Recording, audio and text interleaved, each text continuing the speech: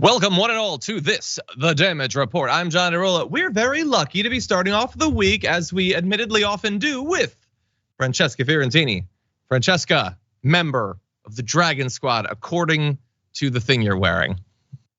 So thank you. Why am I not hearing you now? Did you mute yourself? Okay, well, we are starting off on a roll. I've got my audio. Speak again? We were speaking literally before the show started, so I apologize. Okay, well, we're gonna have to figure that out. Mike, can you hear me, Francesca? Now? I can hear you now. What happened? Oh, well, my microphone's gonna be a little bit jank. I'll fix it in the break. I'm sorry about that. I thought I might be having a stroke. No, yeah, it's fine. My mic got changed and now it's gonna be just less good, but that's fine. Okay, good. I thought either I was having a stroke, because like I looked down and our producer Mike's looking at me like I'm crazy. So I was like, wait, I'm getting very hot and sweaty. Or I thought, she's a jokester. Maybe she's playing a prank on old John. But anyway, glad to have you here. Good to be here. You do, you barter in jokes. I do. So yes, I'm especially glad to both have you here and be able to hear what you have to say, because we have many things that you're gonna wanna comment on. Very soon we're gonna talk about some of the staffing changes that might be coming soon to CNN and why that is. Bernie Sanders reacts to what he sees as ageist attacks, which I think is very interesting. Biden heads to Ukraine with a little surprise visit there. And one of the most notable grifters in politics today warns against grift. Anyway, with that said, we do have a lot to talk about. So all of you out there, please hit the like button, share the stream so people know we're live. And if you want to send us any comments, tweets, super chats, maybe have a chance to have your comment read, maybe even get a Blue Apron gift card, then you can do that and we will respond as we go. But with all that said, assuming I can still hear you, Francesca, are you ready to do this thing? I am ready. Thank you. By the way, McBain says, just using her comedic training and expressiveness, Franny could co-host the entire show while muted. Yes, no, Let's not test that. No. But anyway. There's just a lot of eyes involved. I do that anyway. Eyes and hands, really even though expressive. Yeah, speech is like 10% of communication, but it's all I've got. Yeah, okay, so that's the Little Mermaid, okay? She knows, she got what she needed, you know what I'm saying? That's true, there was some things working in her favor there. Anyway, with that said, let's jump into this thing. Trump favorite of CNN, Don Lemon, will apparently not be appearing on the network today, although they are pushing back against rumors that he's been benched in any sort of lingering way. All of this is the continuing fallout from comments Don Lemon made last week about presidential candidate Nikki Haley. Apparently his future with the show, with the network, is being discussed, although the messaging that's coming from private sources, from public sources, very different here. So if you don't remember the original comments, while discussing Nikki Haley's presidential bid, he referred to her as not being in her prime. In particular said, thus she shouldn't be using that term of our other people, because bear in mind, Nikki Haley has been and continues to really be focusing on the age of politicians. So then Don Lemon may be attempting to throw that back in her face, used language that I think a lot of people interpreted as misogynistic. Now that said, back on Friday, he attempted to apologize about this, saying in a editorial phone call that they apparently have at CNN, which is a very interesting concept. That they all talk. What are they talking about there? What decisions are being made? Well, we know there's a group. There's a group text in Fox, so there's got to be a group text in CNN. That's true. No, but this editorial phone call seems like a much more official thing. Sure. Anyway, so on that he says, "I'm sorry. I didn't mean to hurt anyone. I did not mean to offend anyone. What I said came out wrong, and I wish I hadn't said it." I definitely agree with that part. "I believe women of any age can do anything they set their minds to. The people I am closest to in this organization are women. When I make a mistake, I own it, and I own this one as well. I understand why you're upset and disappointed. I was trying to make the point that no one's age should define their ambition or potential for success, and I was saying those comments to Nikki Haley." Apparently he then said, in a way that angered some of his female colleagues who he's closest to, said, "I'm going to continue to be who I am." I would have left that last part off, because this is an apology. You're supposed to not continue to be that part of you. That said the thing. But anyway, the one senior staffer said, "This is great, but it's our viewers who deserve an apology." That's up for debate. I mean, I think the coworkers, the viewers, Nikki Haley, I think there's a variety of people who could make a legitimate claim on wanting to have an apology. But Francesca, what do you think about this?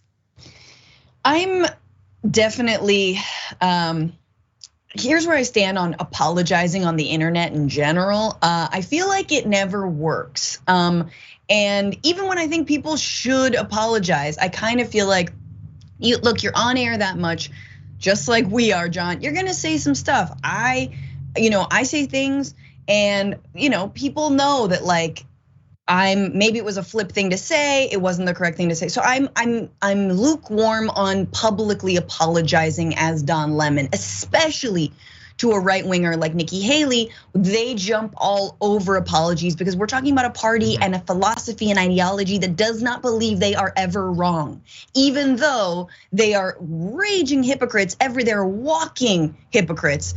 And they breathe hypocrisy. They just get high off of it. They don't actually know that's hypocrisy. I mean, if you ask Trump Jr., it is straight cocaine. No, it's yayo.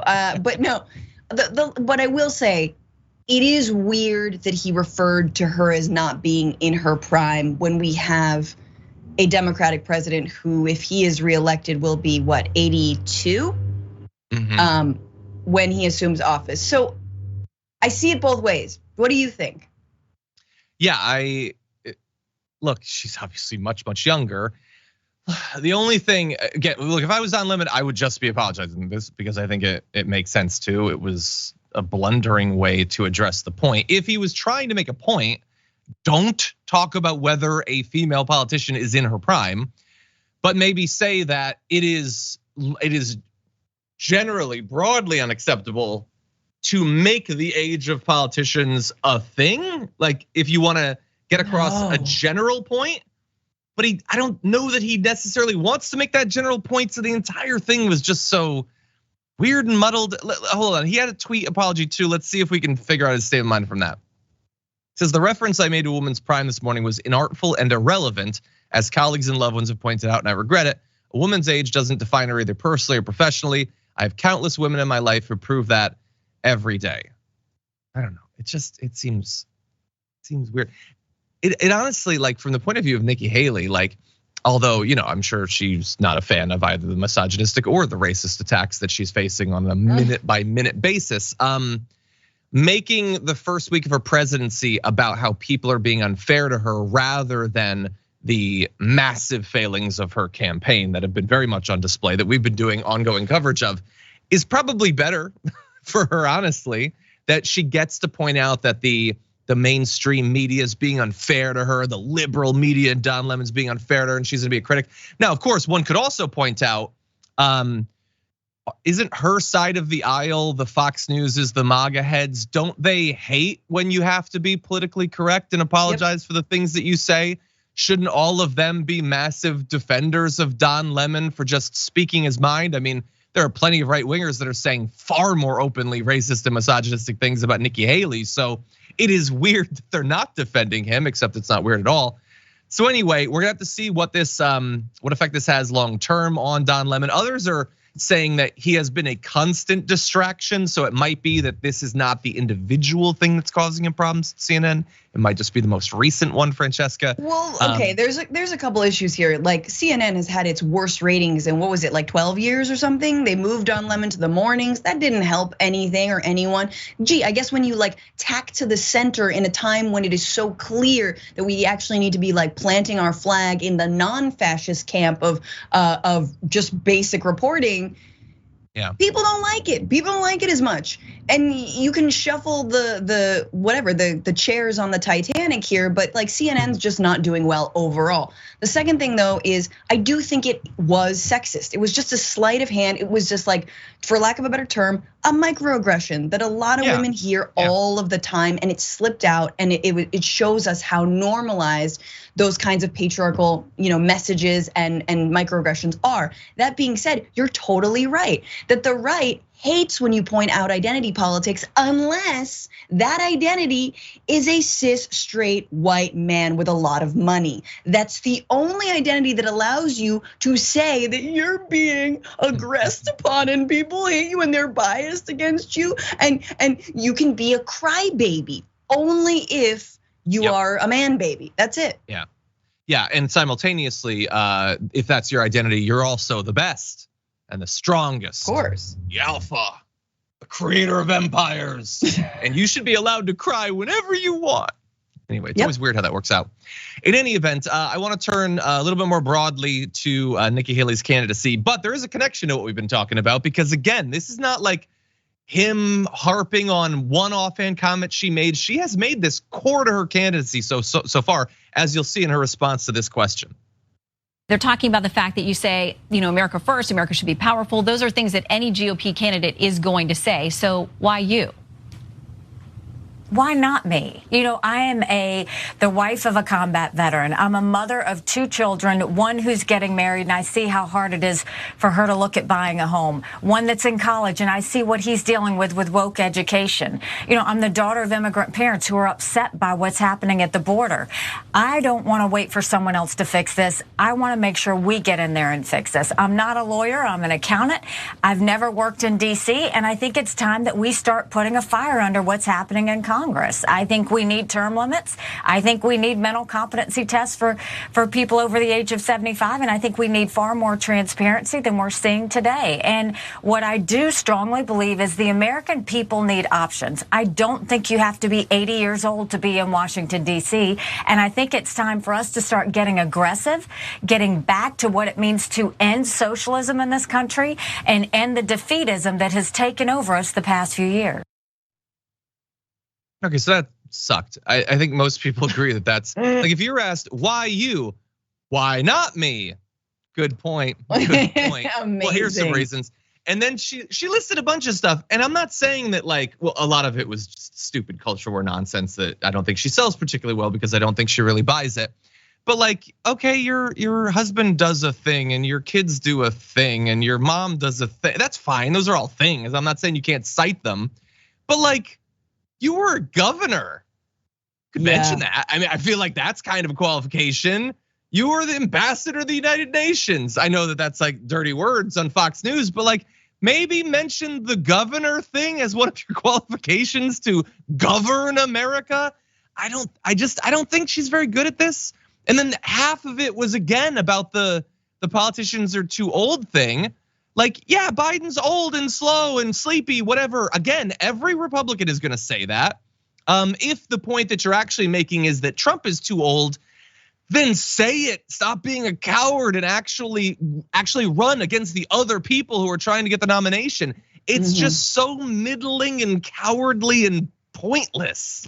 But that's the thing is that actually, in order to win over the base, and this is going to be fascinating when the real showdown between DeSantis and Trump happens. Sorry, Nikki, but it's that you're gonna have to go for the jugular because the base respects your insults. They want to see your insult game. You got Meatball Ron, which by the way I just realized was his attempt at being anti-Italian, which is very funny. So the DeSantis part. But this is Nikki Haley, and I think that's such a good point, John, not mentioning that she has all of these qualifications that she could, seek higher office. I don't know about the president, but is not mentioning them because also the MAGA base doesn't want anything that whiffs of establishment, a politician, especially a woman. Ooh, what's that? I smell a Hillary Clinton, right? If you talk about the United Nations, MAGA base hates the UN. They don't believe in globalism unless it's them hanging out with the president of Turkey, whose name is now Erdogan. With Erdogan, yes, thank you. Unless it's Erdogan, they're like, So all that said, I think it's fascinating. It's very sad because you see the state of women in the Republican Party, which is my value and worth is only in relationship to other people, to my child, to my husband. Why not me? What a Veep answer to give. Yeah, it's weird. You've been thinking about this for years, right? And again, you've been a politician for years. This should not seem so new to you. And again, we got into it at the end of last week. This really does feel, it continues to feel less like a serious candidacy and more like something that's designed to take a couple points of the anti-Trump vote maybe sink DeSantis, maybe Trump gets in, maybe he picks her as VP. Right. I doubt that'll happen, but that seems more plausible than that what you just heard is like a woman who's devoted to the concept of becoming president is actually giving it her all.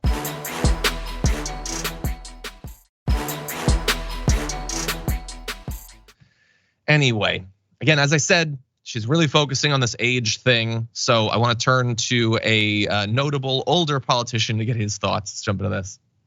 Former Ambassador Nikki Haley is running for president, as you know, and she said there should be a mandatory mental competency test for politicians older than 75. You're 81. Do you take offense at that? What does she mean? I don't understand what you. Don't worry, she eventually explained it to him and he got it. No, Bernie Sanders having a little bit of fun with that. Obviously more mentally competent than the vast majority of people in America, regardless of age. But he did have serious thoughts about this point that Nikki Haley keeps coming back to day after day after day. Here are his thoughts. I think that's absurd. There's a level. Absurd. Yeah, we are fighting racism, we're fighting sexism, we're fighting homophobia. I think we should also be fighting ageism. Trust people, look at people, and say, this person's competent, this person's not competent. Mm-hmm. There are a lot of 40-year-olds out there who ain't particularly competent. Older people, you look at the individual. I don't think you make a blanket statement. Okay, so when it comes to the current president or the former president and their age range, it doesn't concern you. Look at what they do, what they believe in. Mm-hmm. What are they fighting for? What does Donald Trump stand for? Do you believe in that? Well, I certainly don't. What does Joe Biden stand for? What is he doing? Has he accomplished? Look at him in that way, not on age. It hurt a little bit for him to call me out as particularly incompetent now that I've hit 40. But anyway, I think it's a good point. Look, I get that.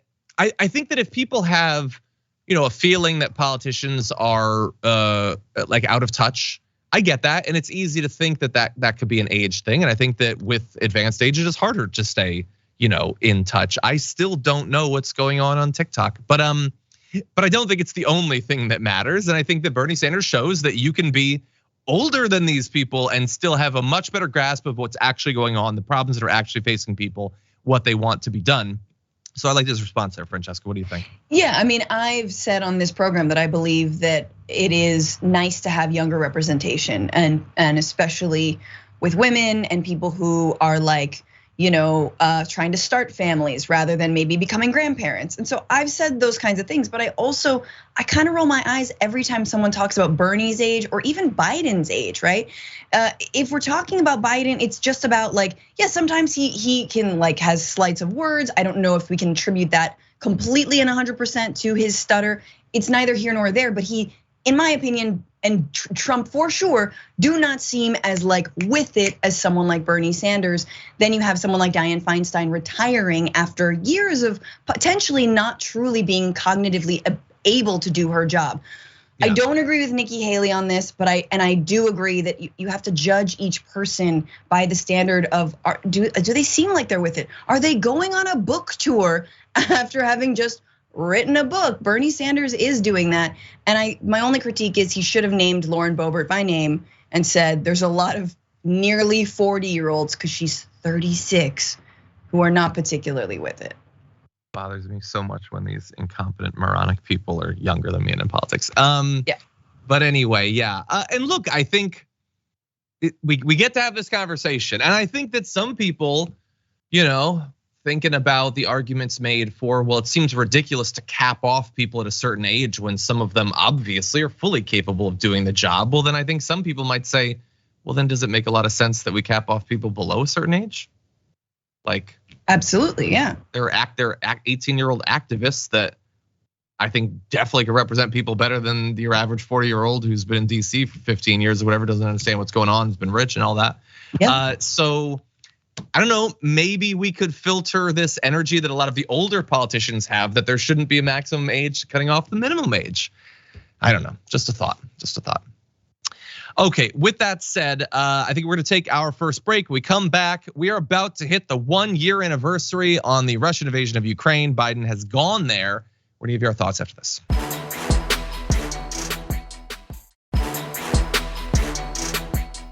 Okay, to the comments in the break about whether a woman could win the Republican primary. Martin says, no, John, it's impossible. Trump won't even pick a woman as his running mate.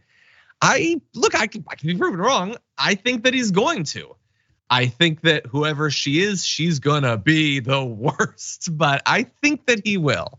But anyway, we'll have to see. With that said, we have more news. We'll get into more discussion of that in the break, but first let's jump into this. 1 year ago, the world was literally at the time bracing for the fall of Kyiv. Seems like a lot longer ago than a year, but think back to that year. Perhaps even the end of Ukraine. You know, 1 year later, Kyiv stands, and Ukraine stands. Democracy stands. The Americans stand with you, and the world stands with you. So that is President Joe Biden having taken a surprise trip to Ukraine. As we enter just a few days in the future, it's going to be the 1 year anniversary of Russia's invasion of that country. As he points out, the country does still stand, much of it anyway, a lot of it, not so much when it comes to infrastructure. The many, many people who have died, the many, including children who've been carted away to Russia. There's a lot of people who are not still standing, but the nation still is. And so surprising trip there, obviously dangerous. We found out that they apparently have warned the Russian government that they will be going there, supposedly to tamp down hostilities, because obviously killing the president by accident or on purpose would sort of be an issue. In any event, I'm curious, Francesca, what you think about Biden's decision to head to Ukraine. I think it's ballsy, given just how backed into a corner Vladimir Putin is, and I think Biden knows that. The war is not going well for him. The casualties are mounting even, more so than they were. This war is nowhere near an end, but I mean, I also think it was an important stance to take. So I'm of two minds on this, and I think it is important to mark it. I don't know if going to Ukraine was the way to mark that occasion, a 1 year anniversary. But look, I have to say, I do think that of the things that Biden has handled, railway strike aside, railway strike bad, Ukraine, maybe a B on how we have entered into this war in a way that feels both principled, not overly belligerent necessarily, not a full out hot war, and also not a sitting on our hands, let's just let Russia take over Ukraine, which my God would absolutely be happening under Trump. That being said, I'm sad that we're even in this situation and that we could not have used, and I still believe we should be using, diplomatic measures and means in the future to end this war and to have prevented this war to begin with. But like, that's another discussion. That's a separate discussion. Yeah, look, and it's hard. Obviously, we're not experts on the geopolitics of Ukraine. It's past with Russia, all that stuff. Although, I have some background in some of this stuff. But yeah, it's difficult. Like when you look at some of the moves and things that Putin has said, he doesn't seem to be a fully rational actor from the point of view of, if you're evaluating whether this is a leader who really seems to care about what is best for the country or the soldiers or the citizenry. I mean, willingly throwing tens, maybe eventually hundreds of thousands of Russians into a massive meat grinder. Yep. Seems like a bad call. Yep. Hardly unprecedented when it comes to Russia, or the United States. I mean, Afghanistan back in the 80s was a similar sort of thing. The preference for either saving face or projecting strength, warding off challenges over the lives of your people, the state of your economy, if that was what you were going to care about, makes it a little bit harder to imagine that diplomacy will work. But obviously, you still have to do that. Yeah. I agree that if Biden hadn't won in 2020, it's hard to imagine that we would be marking this anniversary in the same way. But anyway, yeah, there's a lot to hate about this situation for pretty much everyone. Yes. I am sure, as many people point out, that there is a lot of waste, and when it comes to the money that's being spent, But there's also, a case being made as to that aid being the thing that has allowed this anniversary to be reached without Putin giving a speech in Kyiv. So yeah, I don't know, it's a complex I think situation. It is, and I think the one thing, and I haven't watched the entire speech, so I apologize if he maybe said this, but I do think there needs to be, both for the American people, the Ukrainian people, and the Russian people, some kind of vision of peace and saying we want to support the Ukrainian people and their sovereignty and their autonomy and their ability to defend themselves. However, we are looking forward to a settled ceasefire and peace. The last we've heard from Zelensky is that he would like Putin to be gone, right? That there should be regime change in Russia. And I think that is a line that Biden should firmly say, that is not that is not what we are aiming for. That is not our goal. Yeah, it's totally fine to support him, but also disagree with him. I think that's very natural. Of course. And to use the diplomatic pressure is not only necessarily to be deployed against Russia. We're spending tens of billions of dollars on a regular basis. That should buy some influence.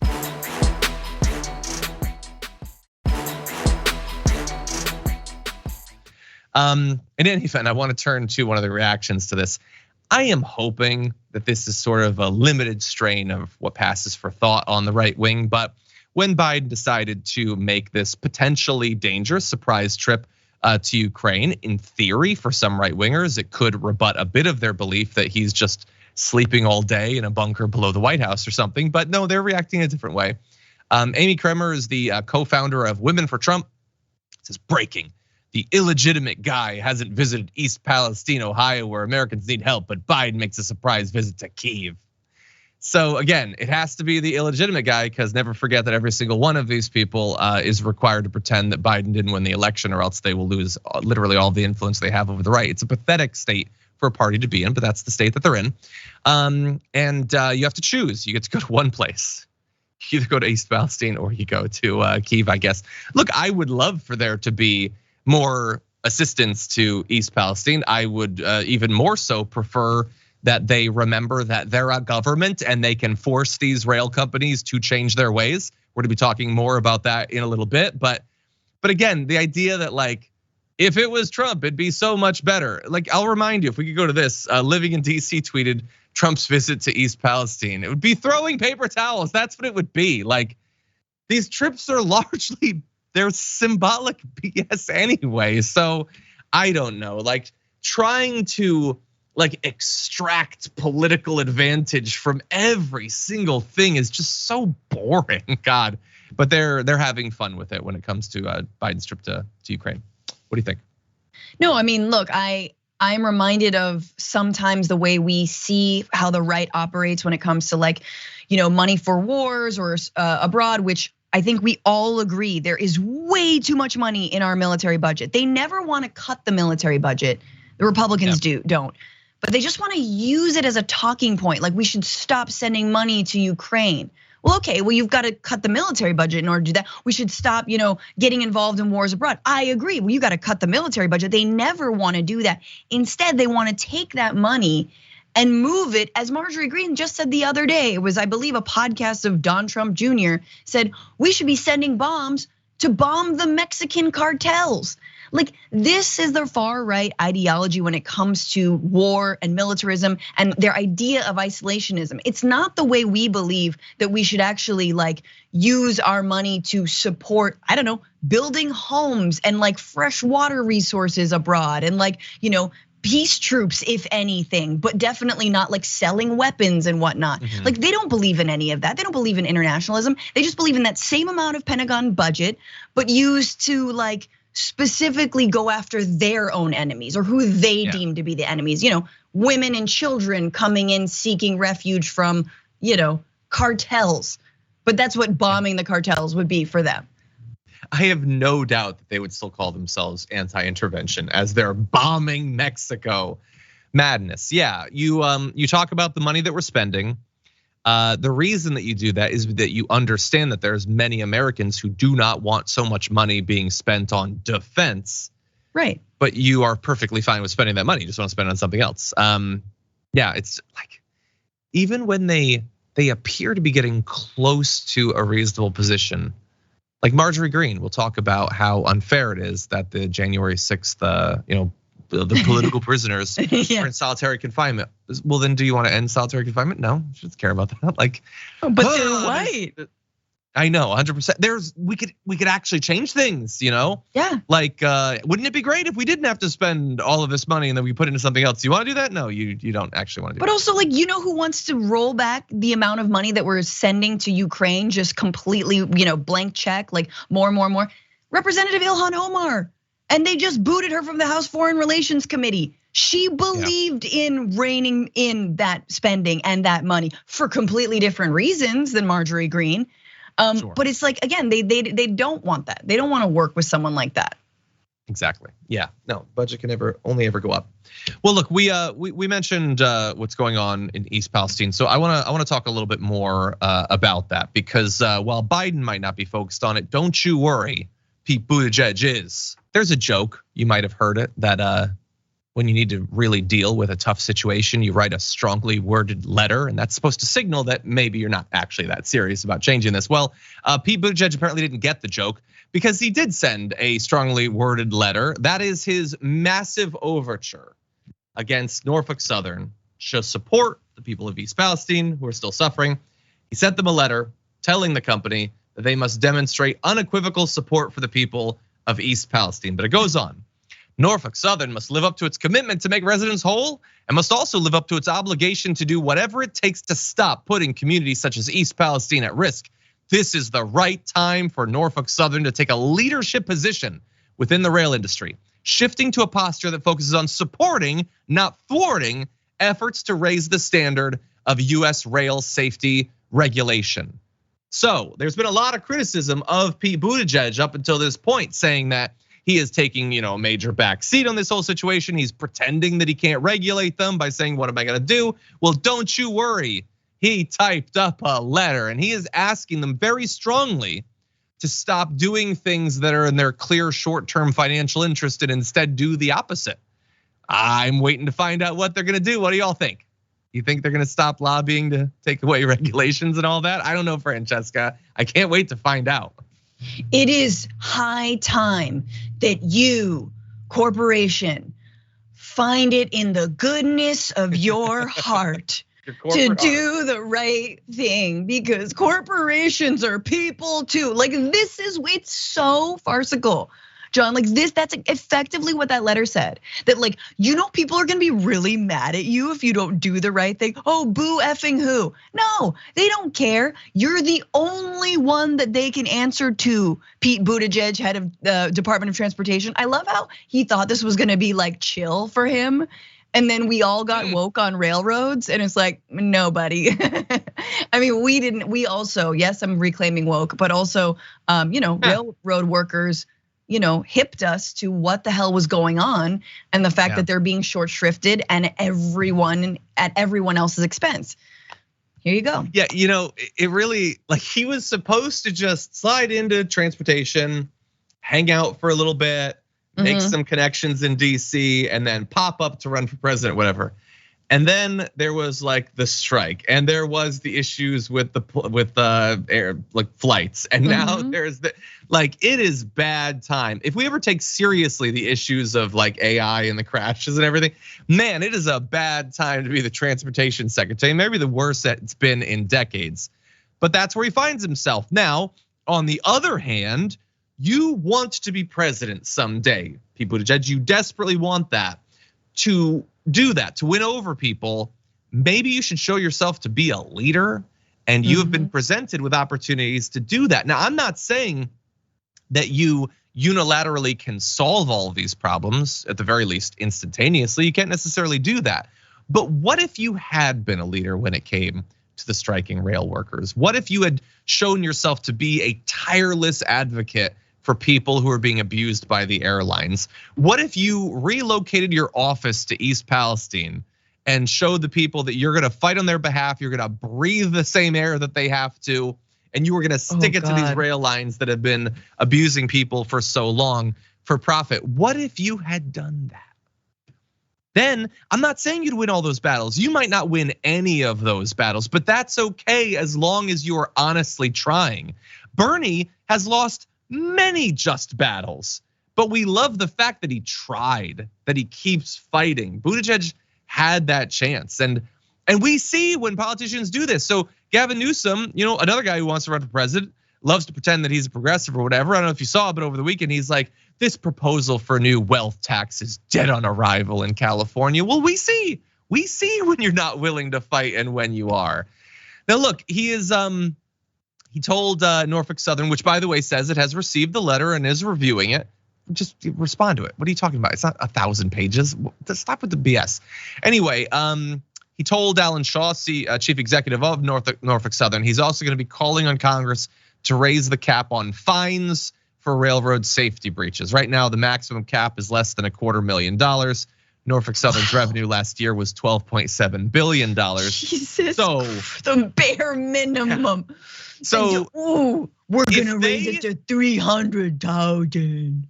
No, but like imagine one of their trains accidentally goes faster than 88 miles per hour, goes back in time, kills like the first monkey that would become a human and wipes out humanity. Maximum fine, $250,000. Like the worst you could do. They accidentally like open a gate to hell by stoking the furnace too hot. $250,000 fine. You and your sci-fi brain, I love it. I do have fun with it. Well, but here's what I know, Francesca. That's such a libertarian dream. I'm gonna go back and kill the first man, so we'll never have government regulation. Anyway, it's $250,000. What are they gonna do? They're gonna double it? You gonna quadruple it? Ooh. We'll see. Sad. Maybe he'll surprise me. Could somebody please write Pete Buttigieg a strongly worded letter and remind him that he's the head of the Department of Transportation? I think he should know that. Anyway, I also want to mention, by the way, that Buttigieg says that the Biden administration is going to be proposing some additional safety measures. We'll see. Again, are you proposing? Are you asking? Are you looking for volunteers? Are you regulating them? Are you telling them this is the way it's going to be? Which is it? By the way, other updates. I just want to make sure that people know what's going on. Mike DeWine, governor of Ohio, says that the chemicals spilled into the Ohio River are no longer a risk. That is news to the people in the community who say that they still have constant headaches and irritated eyes. And the state plans to open a medical clinic in the village to analyze symptoms. So we'll see about that. But if you're worried that not enough prominent politicians are heading there, you might regret that because now one is about to. Donald Trump says he's going to head to East Palestine to address the toxic train wreck. Now, in many areas, I would say that Donald Trump is not an expert in this area. Who is he to opine on these things? But bear in mind, he did roll back a number of railroad safety regulations. So I guess he does have something to say about this. Yeah, Francesca, what do you think? How do you see that playing out? Yeah, no, terribly. But at the same time, it doesn't matter because everything's an effing photo op, and it doesn't matter whether he cares or not. And he'll just get the photo op. He'll remake his promise to rural America to poison it even more and more. But exactly right. It is the regulations that were successfully lobbied to be rolled back in 2017 that in part led to this kind of derailment, the lack of brakes, proper brakes on each car. Excuse me, on the entire car, the length of the train. It's again and again and again. So which is it, right? I mean, are you a so-called right-wing populism is just tricking working people into the idea that you care about them. It's just posing in a hard hat and with like doing a Zoolander, in a hard hat and like a little axe pick or whatever, and be like, I love the co-workers. Oh, like God. That's what right-wing populism is, according to Trump. And the final thing I'm gonna say is like, it's also dangerous, right? Because that photo op can speak volumes, and the Democrats need to do something, and Buttigieg is not up to the job. So what are they gonna do now that they've preemptively asked Congress to break this railway strike? And now they've got this on their hands. They better watch out because Trump may have an edge. I think as soon as he gets there, one of his aides is going to be dispatched to find one of those old timey carts that you do this on, because Trump's going to want to use one of those briefly and make, I don't know, bus noises or something. Like the horns are very loud, honk honk. Yeah, it is very frustrating. Every part of this has been frustrating, but the idea that the right has talked so much about this already in the media, attacking people who judge rightly so, and that Trump is going to head there, and they're never going to have to answer like the question, so what do you want to see change to stop this from happening again? Yep. They like the only substantive thread to this, they don't have to be within a mile of it. They can just say that it's like woke trains or something, or the head of the EPA did an environmental racism, and that's it. They will never have to talk about actual safety regulations and getting them passed, or the ones that you've already taken away. Anyway, we need to take our next break. When we return, though, the Michigan GOP has a new head, and she is a real doozy. We'll be breaking it down after this.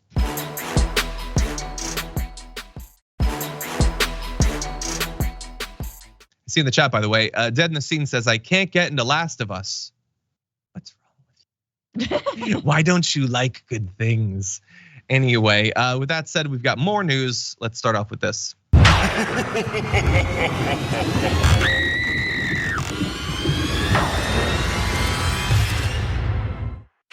So I was taking my walk this morning and look what I ran across. A vulture eating a possum. As soon as I saw that, you know what I thought about? Us, the American people, as the possum, and the vulture is the globalist political left.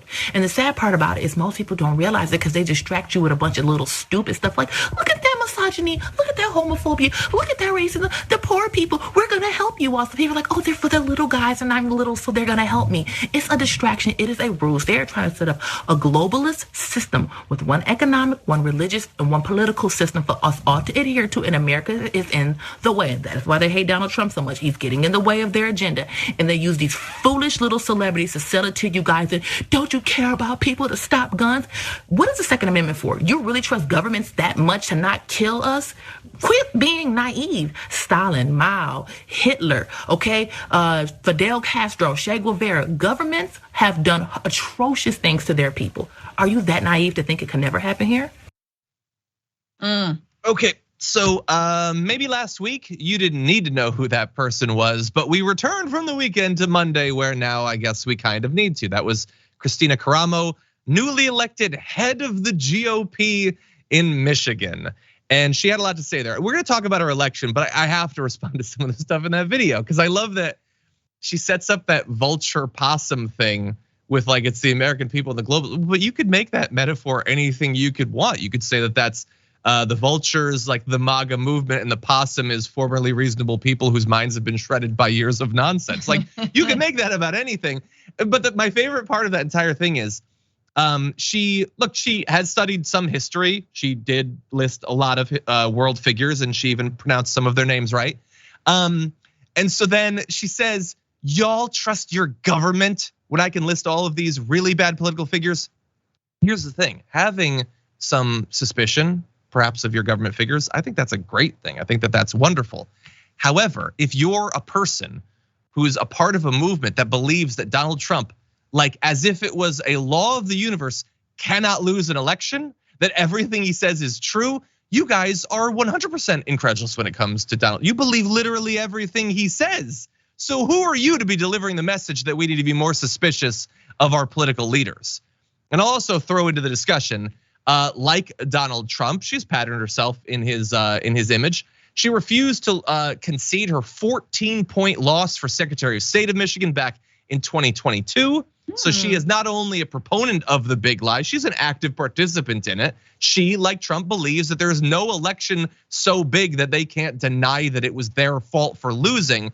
But no, after 3 rounds of voting, she beat Trump's actual pick, Matt DePerno, and she'll be the head of the GOP in Michigan. An important state going forward, could be crucial in 2024. I really want her to like continue They're like, then I saw this pigeon walking around and it had like a crust of bread cut out around its neck. And I was like, that pigeon's pretty fly. And I was like, that's exactly like Nancy Pelosi and all of her pearl necklaces that she wears around, because that pigeon was wearing that necklace, bread necklace. By the way, I do have a photo of the pigeon with the bread necklace on my desktop because it's one of the funniest images I've ever seen in my life, and I love that. I haven't seen that one. It's amazing. Also, Che Guevara did not believe in government, did not even want to serve in the Cuban government when he did. Was very much a believer in toppling governments. And finally, I will say, they want one form of government, one religion, one party. Who does that remind you of? Who? Which political party does it remind you of that you must think a certain way, vote a certain way, be a certain religion, be a certain identity, and that all of the diversity and all the genders and all of the people who believe that other countries are real, those people are the evil ones? No, man, they hate plurality. Listen to yourself. Francesca, I agree with you, and I want to provide some evidence to what you're saying right there, because I love being told by her that we just want one religion. First of all, it was up to me, there probably wouldn't be any of them. So get your numbers right when it comes to that. And by the way, the Democrats are constantly, we criticize them all the time for like openly hugging the Republicans and desperate. We want a strong Republican Party. That's Nancy Pelosi saying that. So again, get your facts right. But I want to jump ahead because Christina Cramo, who believes that the leftist globalists, and credit to her for not explicitly talking about Jewish people there, want there to be only one system in all of this stuff.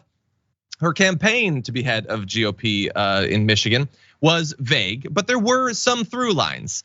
After saying that she wants to get her hands around the operation, I don't know what that means. She made faith central to her appeal, saying, my goal number one as a Christian is to bring people to Christ, and secondarily, to save our country.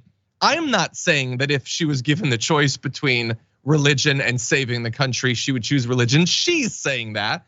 But anyway, she says that Christianity belongs at the core of American politics. Again, she's worried about there being one religion for everyone. She wants it to be at the core of American politics. Right. She calls evolution one of the biggest frauds ever perpetuated on society. She asserted the existence of demons, saying when we start talking about the spiritual reality of the demonic forces, it's like, oh my God, this is crazy, we can't go there. No, it's like, did you read the Bible? Didn't Jesus perform exorcism? Scriptures are clear. And so if we're not operating as though the spirit realities of the world exist, we're gonna fail every time. So there's a lot there. But that is the head of the GOP in an incredibly important swing state. Fun. Jesus By the way, performed exorcism on himself? Or no, that's rising from the dead. I'm sorry, exorcism is getting rid of demons. True. That's a resurrection is what you're thinking. Look, I've never really read the Bible, but I don't remember him getting rid of a demon from someone. I remember there was like water into wine type, curing leprosy. He did once cast demons out of people and into pigs, I think. Ooh, which some would cite as a clear instance of classical black magic. But anyway, I think that's kind of an exorcism. In any event, I'm less concerned with her religious views than what effect she'll have on elections in Michigan, because as I pointed out, she still refuses to concede that she was absolutely destroyed in the race to become Secretary of State. She wanted to be head of elections in Michigan. The guy that Trump picked, Matt DePerno, some people apparently started to sour on him when he committed a cardinal sin in the Republican Party. And do you know what that is? He conceded his loss in an election back in November. The chairman of the Clare County GOP says Matt ran out on us. He didn't fight for us because he admitted that he lost an election that he lost. They are in a really bad way when it comes to the Republican Party. It is sick, the things that you need to pretend to believe, the things you need to fight for. But that's what they want. That's what they want. Anyway, Trump is now very excited about Christina Cramo, despite not having endorsed her. I'm actually shocked that he didn't endorse her. I have a feeling they're gonna become very good friends now. Okay, unfortunately, that hour flew by. We are basically out of time. Thank you to everyone watching on the linear platforms and on listening on the podcast. Very happy to have you here. If you are, on the other hand, on the members app, Twitch, YouTube, a bunch of different stuff, we got a lot more show in the aftermath We're going to be talking about grifters warning against grift, the future of Willy Wonka, and more. We'll see you in just a little bit.